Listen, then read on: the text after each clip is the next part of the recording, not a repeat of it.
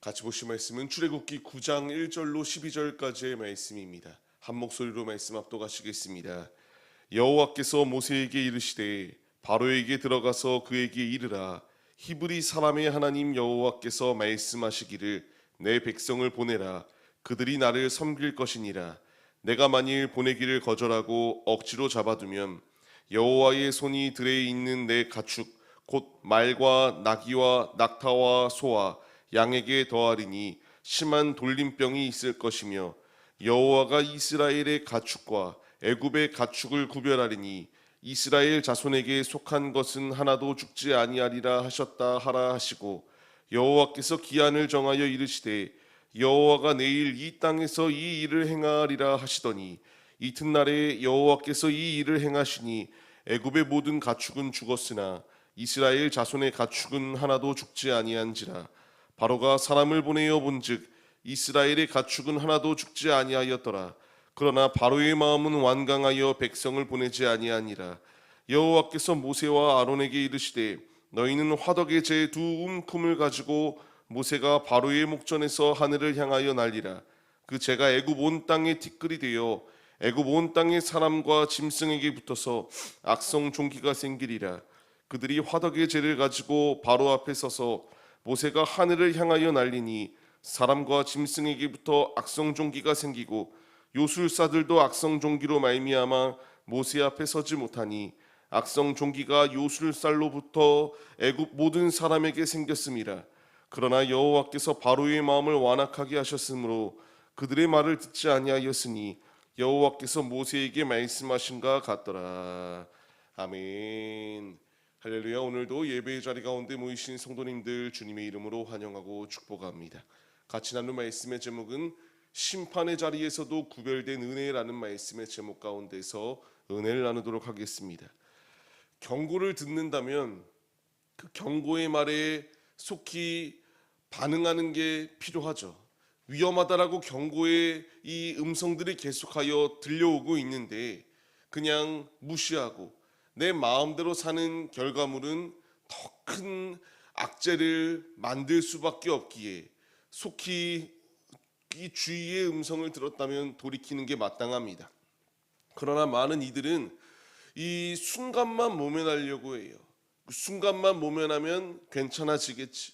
순간만 순응하는 척하면 괜찮을 거야라는 생각 가운데서 자신이 어려울 때에는 매달리나 이 어려움의 시기가 바로 끝났다라고 생각이 들게 되면 언제 그랬냐는 듯이 예전으로 돌아가는 것이 이 세상을 살아가는 많은 이들의 그런 삶의 방식입니다. 하지만 주님이 원하시는 것은 잠깐만 돌이키고 내가 어려울 때만 나오고 어려울 때만 이와 같이 매달리는 자리가 아니라 언제나 어디서나 하나님의 하나님 되심을 나타내는 이 모든 상황 가운데서 주님 앞에 온전히 붙어있는 자가 되길 원하고 계십니다. 오늘 말씀에 나오는 바로왕이 딱 이런 모습이 아니었겠습니까? 순간만 모면할 수 있다면, 이 순간만 지나갈 수 있다면 애굽이 진짜 망할까 두려워서 이 순간만 모면하게 해달라고 이와 같이 간청하였던 것이 바로의 모습이에요.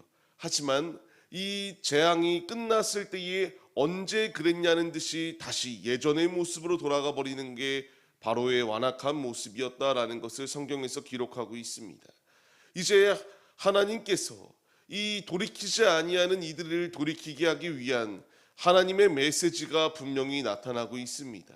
무슨 메시지가 나타납니까? 이제 5번째, 6번째의 재앙을 통하여 이 악독이 가득한 마음 가운데 놓여있는 이들의 마음을 꺾으시기 하기 위한 주님의 일하심이 시작되었다라는 것을 말씀해 주고 계십니다. 말씀에 순종하지 아니하면 재앙이 임할 수밖에 없다. 우리 앞에도 말씀에 순종하지 아니하면 징계당할 수밖에 없음을 우리가 잊지 말아야 합니다. 어떤 재앙이 그들 앞에 닥쳐옵니까? 먼저는 5번째 재앙입니다. 가축들이 이와 같이 병에 걸려서 죽음의 자리 가운데 이를 수밖에 없다라는 것을 분명히 말씀하세요. 그러나 이런 자리 가운데서도 이스라엘의 가축은 아무 문제가 없을 것이다라는 것을 주님이 말씀하십니다. 애굽에게 있어서 가축은요, 그냥 단순하게 내가 이 가축들이 있다 이 정도가 아닙니다. 내일의 안전의 보장이었습니다. 하나님을 의지하지 아니하고 하나님의 말씀을 듣지 않는 이들에게 내일이 없다라는 것을 보여주는 사건이에요. 가축이 귀하겠죠. 가축이 부의 상징이었습니다.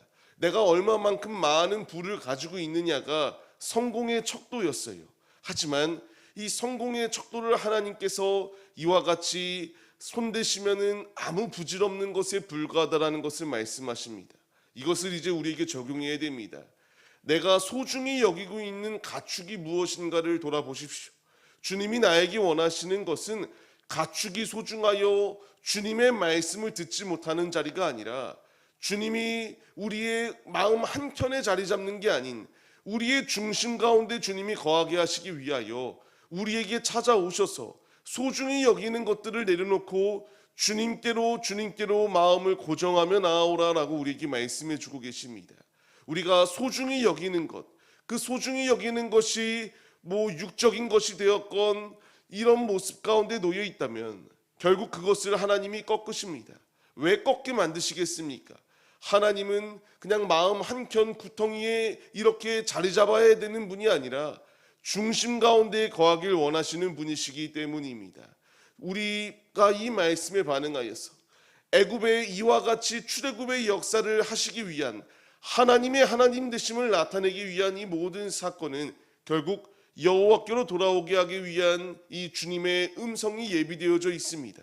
우리 역시 소중히 여기고 있는 것, 주님보다 더 소중히 여기는 것은 사라질 것에 불과하다, 쓰러질 것에 불과하다, 무너질 것에 불과하다. 이 분명한 사실을 잊지 마시고 가장 우선순위에 주님을 두시고 믿음의 자리로 나아가는 하나님의 자녀들의 모습이 우리들의 모습이 되시기를 바랍니다.